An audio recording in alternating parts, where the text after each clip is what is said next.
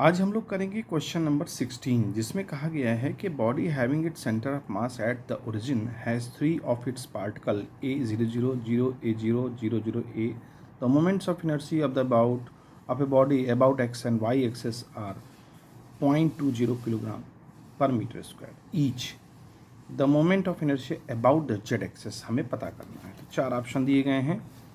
तो सबसे पहले इस क्वेश्चन को करने के लिए हमें देखना पड़ेगा कि पार्टिकल किस तरह से यहाँ दिए गए हैं। तो ये दिए गए हैं तीनों डायरेक्शंस में, यानी कि x, y एंड z। तो 3 पार्टिकल हैं, तीनों के मास डिफरेंट हैं बॉडी के। बहुत सारे पार्टिकल्स होंगे लेकिन यहाँ तीन के बारे में ही बताया गया है। तो ये भी a डिस्टेंस है। अब देखिए यहाँ पर क्या दे रखा है हमें, तीनों पार्टिकल प्लेन में एक प्लेन में नहीं है, ये 3 डायमेंशनल में है, तो एक प्लेन में तो नहीं है। तो अगर इनका सीधा हम निकालना चाहें इनर्शिया, मान लीजिए ये x है, ये y है, ये z है, तो x के अबाउट अगर हम, भाई x के अबाउट इसका तो 0 होगा इनर्शिया, लेकिन इन 2 पार्टिकल्स का होगा। तो अगर हम देखें x के अबाउट तो आ जाएगा आपका m2a² प्लस m3a², है ना। और y वाले का अगर हम देखें, y वाले का आ जाएगा हमारा m3a² प्लस m1a²।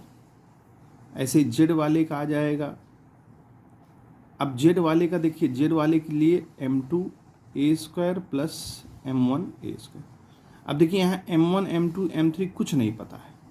तो जब तीनों में कोई चीज़ नहीं पता और z हमें निकालना है, तो इतने सारे वेरिएबल, भाई ये तो चलो पता है 0.20 है, ठीक है, लेकिन इतने सारे वेरिएबल्स में ये नहीं फाइंड आउट हो सकता। तो जब तक जानकारी हमें पूरी नहीं मिलेगी तब तक हम इसको नहीं फाइंड कर सकते।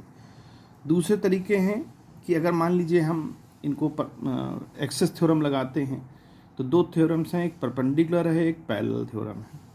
परपेंडिकुलर थ्योरम इसमें मुनासिब नहीं होगी क्योंकि वो जो है प्लेन में होती है। अगर प्लेन में 2 भाई होते x और y तो ठीक था, लेकिन तीसरा एक z एक्सिस में है तो वो हो नहीं सकता।